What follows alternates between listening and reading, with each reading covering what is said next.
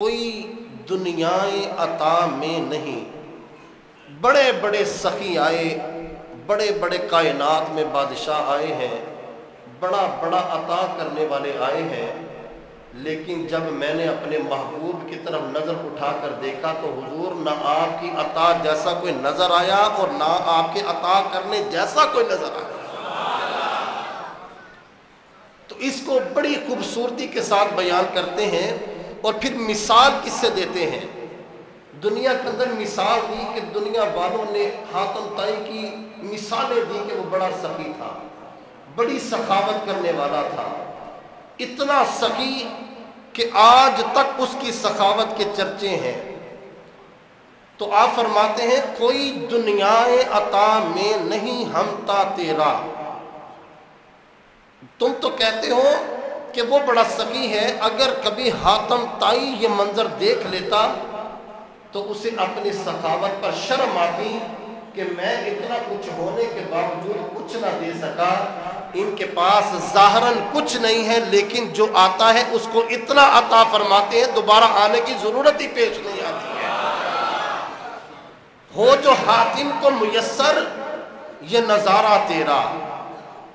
روایات کے اندر ہیں اہل بیت اطہار میں سے ایک شہزادے کی ملاقات ہوئی حاتم طائی کے پوتے کے ساتھ، اور وہ لوگوں کو جمع کر کے اپنے دادا کی سخاوت کے چرچے سنا رہا تھا، اپنے دادا کی سخاوت بیان کر رہا تھا کہ میرا دادا اتنا سخی تھا۔ تو ایک مثال دیتے ہوئے اس نے کہا کہ کوئی مثال تو سناؤ اپنے دادے کی سخاوت کی۔ آج ہم نے بھی خیرات کی ہے، رمضان کے اندر کئیوں کو رب نے ایسی مہربانی کی کہ انہوں نے کہا کہ بس جو رب کا حصہ ہے یہ حقداروں تک پہنچ جائے اور اللہ مجھے سرخرو کر دے۔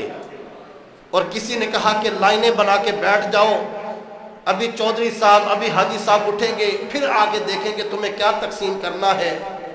پھر تصویریں بھی بنائی گئیں، پھر انہیں 200 300 500 روپے بھی دیے گئے۔ جب وہ پوچھا کیا تھا، جی یہاں پر سخاوت ہو رہی ہے۔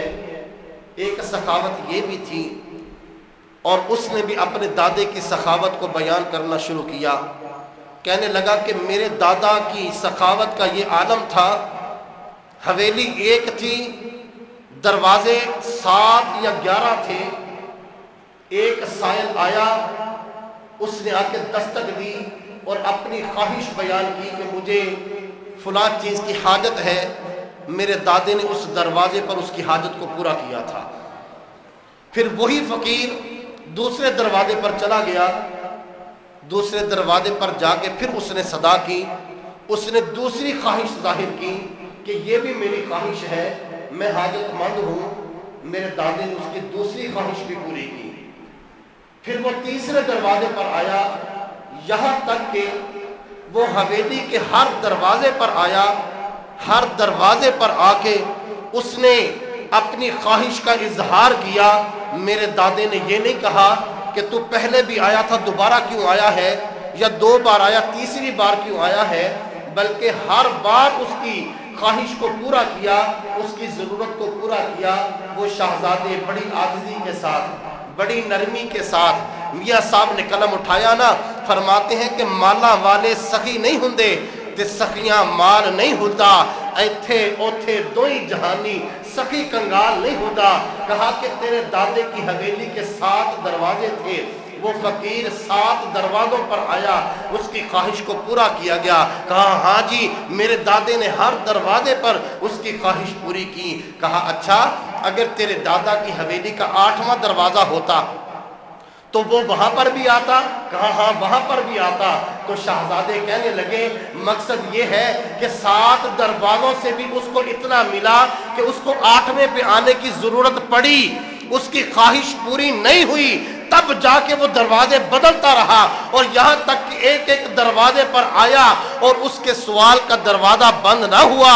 میرے نانا کی چھوٹی سی حویلی تھی، ایک ہی دروازہ تھا، جو ایک بار آ کے مانگتا تھا اتنا عطا کرتے تھے کہ دوبارہ قیامت تک آنے کی ضرورت ہی پیش نہیں آتی۔